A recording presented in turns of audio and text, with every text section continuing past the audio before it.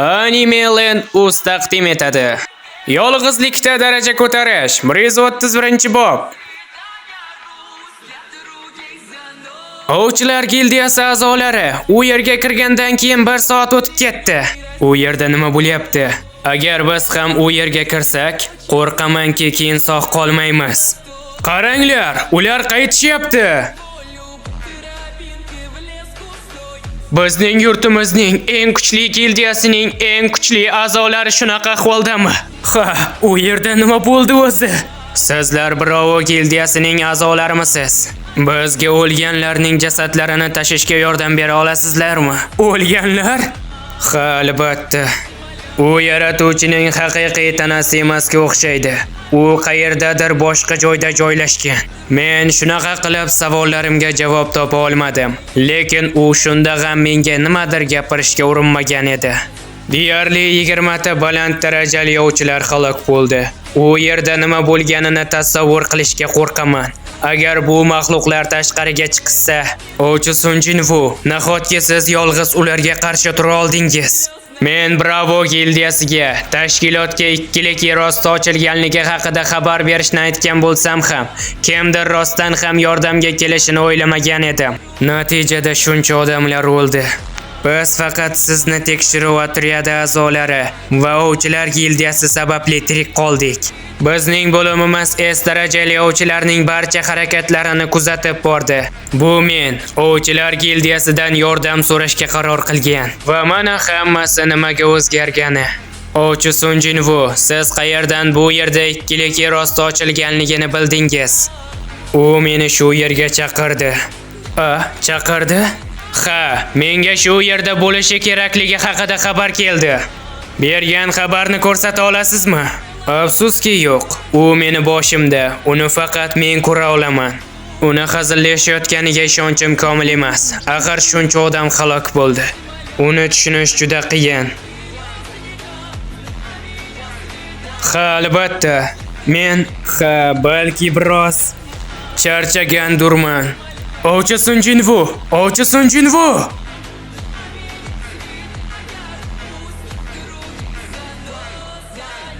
Ajoyib foyda. Taxminan 200 ming tonna sehrli kristallar.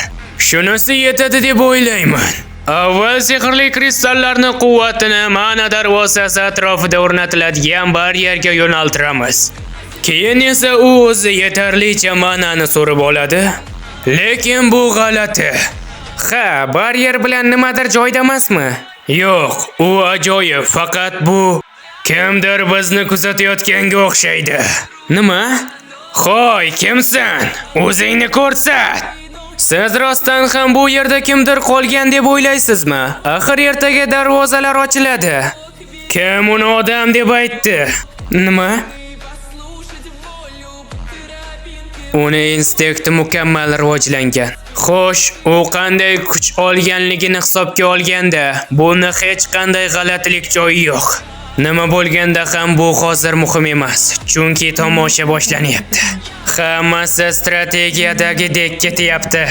Aynan o'sha qo'rqinchli tragediyada aytilganidek.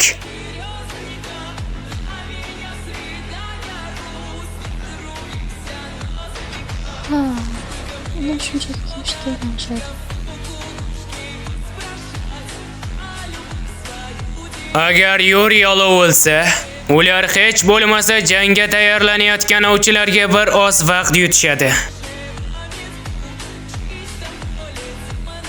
Bunda ular bizdan umuman farq qilmaydi.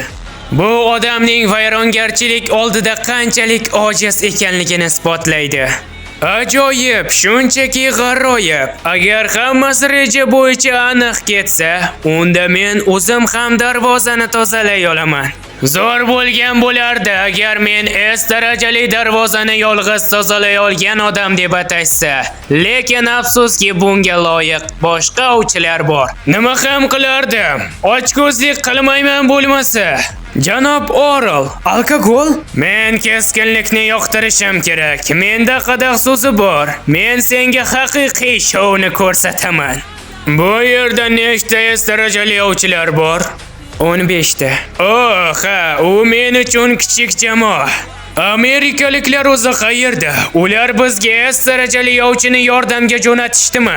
Merlinda yana bitta S darajali darvoza ochildi. Faqat Yaponiyada emas, Angliya, Hindiston, umuman butun dunyoda. Demak, ularga odam yetishmayapti. Darvoza? Ular ochilyapti. Kasalxonadamanmi? Xiyonim. Jinho, nima bo'ldi? Nimaga siz endi uyg'ondingiz? Biz rostdan ham sizni o'ldi deb o'yladik. Siz to'liq 3 kun uxladingiz. 3 kun? Ha, men juda xavotirlandim, Xiyonim. 3 kun meni yaxshigina charchatdi. Uni ustiga men yaxshi dam olmaganimga ancha bo'lgandi. Lekin ko'proq muhimrog'i, men u yerda ko'rganlarimni unuta olmayapman. Shoshmang, agar men 3 kun uxlagan bo'lsam. Jinho, nima bo'ldi? Nima haqidasiz? Men Yaponiyada paydo bo'lgan S darajali yer osti haqidaman. Haligi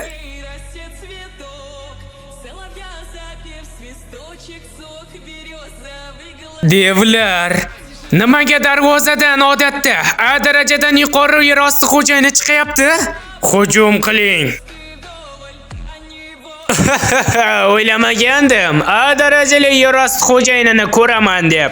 Sizlar rostdan ham meni baryerimni buzib o'ta olaman deb o'ylayapsanlarmi? Nima? Davomi bor.